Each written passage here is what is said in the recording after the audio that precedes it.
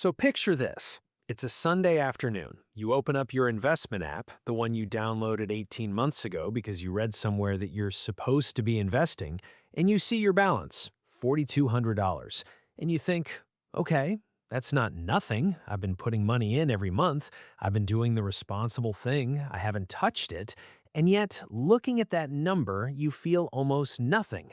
No excitement, no sense of progress. Just this vague, hollow feeling like, is this even working? Should I be doing something else? Maybe I picked the wrong funds. Maybe I started too late. Maybe this whole thing is just a slow, boring, pointless exercise in delayed gratification that never actually arrives. My name is James, and I spend probably an embarrassing amount of time thinking about compounding, about wealth psychology, and about why the single most powerful financial force in human history manages to feel completely invisible to almost everyone who's actually experiencing it. I've read the studies, I've run the numbers, obsessively, on spreadsheets, at weird hours of the night, and I still had a moment early on where I genuinely questioned whether any of it was real, whether the whole just invest and wait thing was some kind of elaborate financial folklore passed down by people who got lucky and then built a mythology around their timing. But here's what I eventually figured out, and what I want to walk you through today. Compounding doesn't fail most people. The timeline fails most people. There is a specific, almost mathematical moment when compounding stops feeling like patience and starts feeling like power.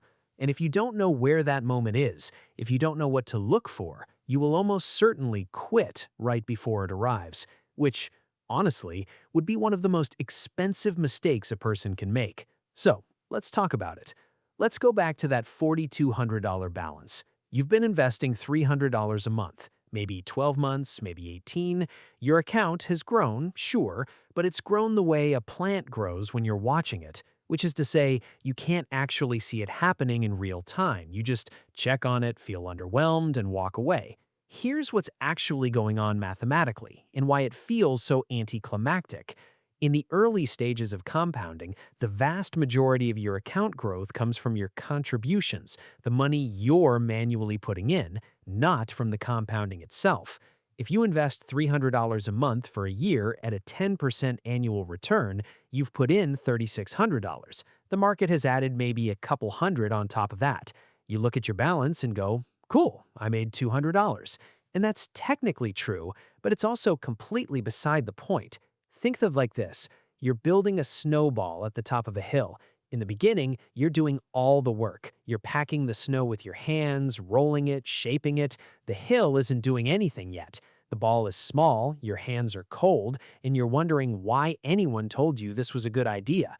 But the snowball is growing, slowly, imperceptibly. It is growing. And at some point, it gets just large enough that when it starts rolling, the hill takes over. You're not doing the work anymore. The physics are doing the work. You just have to not stop it. The problem?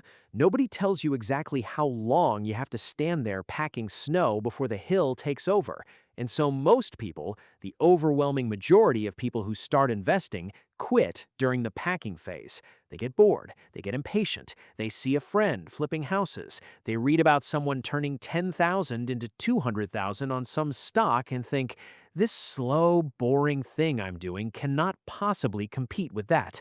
So they stop, or they cash out, or they let the contributions slide for a few months, then a year, then indefinitely. And here's the brutal irony.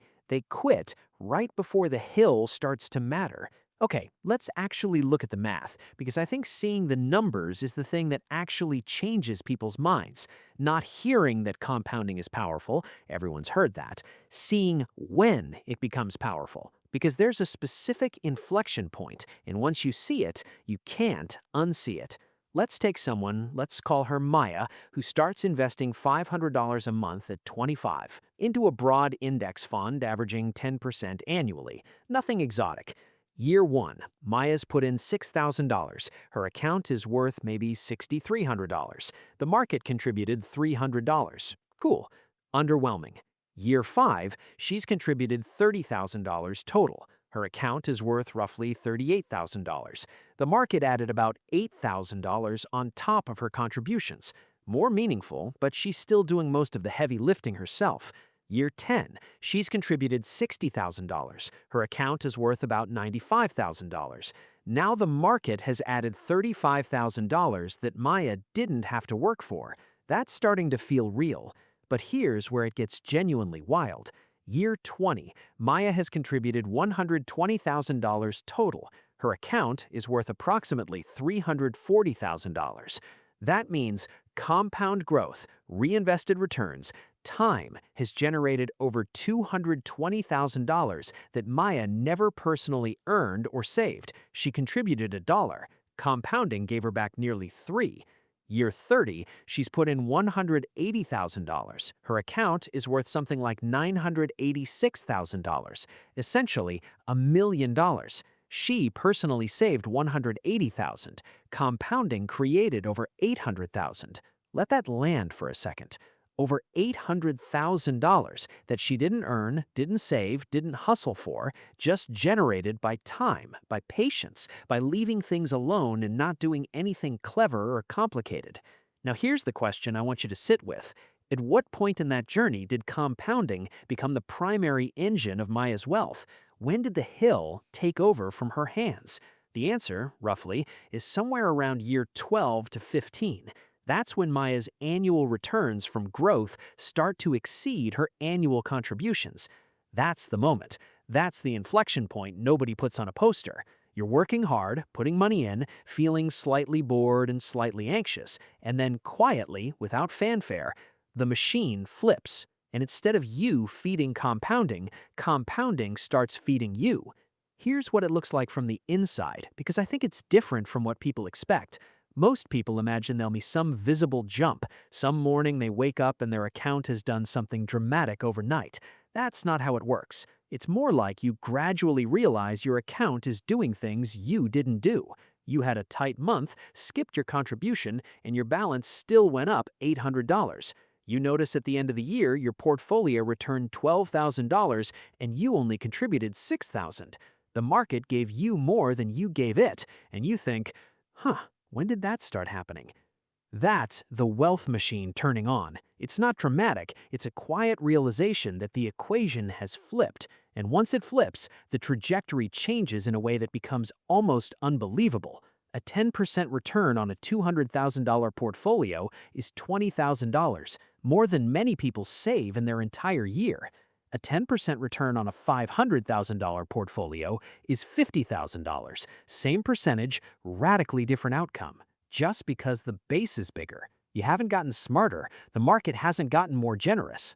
Time just kept doing its thing. This is also why, and I think about this constantly, the worst financial decision most people make isn't picking bad stocks. It's not overpaying for a house. It's not even carrying credit card debt. The worst decision is starting late. Because every year you delay doesn't just cost you that year's contributions, it costs you everything those contributions would have compounded into. It pushes the inflection point further away, and it shortens the runway on the other side of it. The runway where the machine is running, and you're just along for the ride.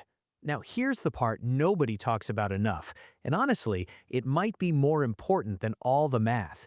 How do you actually survive the boring years? How do you keep going when your balance feels laughably small relative to what you want your life to look like? Because this is where it actually breaks down for most people. Not in understanding compounding, everyone kind of gets it. It breaks down in the execution, in the day-to-day, month-to-month, year-to-year act of continuing to invest when you feel absolutely nothing. The honest answer is, you have to change what you're measuring. When your balance is $8,000 and your goal is $1 million, measuring your progress in dollars is going to crush your motivation every single time. The gap is too large. The progress is too slow. You'll feel mathematically and emotionally like you're failing. But here's what you can measure instead: your contribution rate, your consistency, the number of months you've invested without skipping, the fact that your money is in the market, working, compounding, growing, even when you can't feel it. You're not measuring the snowball, you're measuring the packing. And every month you pack is a month the snowball gets slightly larger, slightly closer to the point where the hill takes over. Trust the process, not the scoreboard. And on that note, downturns. I'd be doing you a disservice if I didn't say this explicitly. The scariest thing that can happen to someone in the early compounding years is a market crash. Not because the crash itself is so damaging. In the long run, temporary declines are essentially noise. But because a crash can trigger an emotional response that causes you to do the one thing that actually derails compounding. Sell. If you sell during a downturn, you lock in losses, you miss the recovery, and you break the compounding chain. That chain is the whole game. Everything we've talked about, Maya's $800,000 in compounded gains, the inflection point, the machine turning on. All of it depends on staying invested. Not perfectly timed, not cleverly managed, just staying. The boring, quiet, slightly nail-biting act of staying in. Now, I want to zoom out for a second, because I think there's a version of this conversation that goes beyond pure investment returns, and honestly, I find it even more interesting.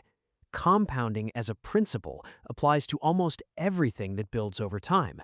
Skills compound, knowledge compounds, relationships compound, habits compound, and the same inflection point exists in all of them. This moment where what you've been quietly building starts to generate returns that exceed what you're putting in. Think about writing. Someone who writes every day for 2 years has compounded their craft to a point where one piece of content might reach 1,000 people. They didn't write 1,000 pieces, they wrote 500. And the compounded skill, the compounded audience, the compounded reputation did the rest. Or learning a language. The first few months feel almost entirely unrewarded. Massive effort, tiny returns. You can barely order coffee, but somewhere around month 8 or 12, the returns start to exceed the effort. Conversations get easier faster than you're studying. Vocabulary expands without deliberate memorization. The compounding of prior knowledge accelerates the acquisition of new knowledge. The early years aren't wasted years, they're foundation years. They're the years that make everything else possible. And if you can name what's actually happening, you can tolerate it, maybe even enjoy it a little. Okay, let's land this, because I don't want this to be an interesting video you watch and forget about while your money sits in a checking account earning 0.01% interest. I want this to actually change something. If you're in the early years, the boring years, the packing the snowball years, the single most important thing you can do is automate your investing and then leave it alone. Don't check it every day. Don't tinker with your allocations every time you read something alarming. Don't cash out when things feel scary. Automate, contribute consistently, and protect your time horizon like it's the most valuable asset you own, because it is. If you're in the middle years, maybe you've been investing 10 or 12 years, and you're starting to see the numbers shift, notice that shift. Notice when your annual returns start to approach and then exceed your annual contributions. Mark that moment. That's the machine turning on. And if you're starting later, if you're in your 40s or 50s and you feel that familiar tightening in your chest, I want to say something directly. It's not too late. The math is different, the timeline is compressed. Yes, you'll need to contribute more aggressively, but compounding still works, the inflection point still comes, and the alternative, not starting, is simply worse. Always. There is no version of this story where starting late is worse than not starting at all. Here's what I keep coming back to, the thing that I think is actually the core of all of this. Compounding is invisible. You can't see it working. You can't feel it in real time. It doesn't send you notifications or give you dopamine hits or make for a great story at a dinner party. It just quietly, relentlessly works, day after day, month after month, year after year. It takes what you've given it, multiplies it, then multiplies the multiplied amount, then does it again. And the people who build genuine, lasting wealth, not lottery winners, not overnight success stories, but the people who actually, sustainably, quietly become wealthy. They almost all share one trait: Not intelligence, not extraordinary income, not perfect market timing. Just this. They understood, somewhere along the way, that the machine exists, that it takes time to turn on, and that their only job was to not get in its way. You already know about compounding. Most people do. The question isn't whether you know about it. The question is whether you trust it enough to stay the course through the years when it feels like absolutely nothing is happening. Whether you can hold the boring years with enough patience, enough faith in the math to make it to the inflection point. Because on the other side of that inflection point, the hill takes over, and you've done the hard part. Start if you haven't, stay if you have, and trust the machine. If this video hit different, drop it a like, let me know your thoughts in the comments, and subscribe if you want more of this. I'll see you in the next one.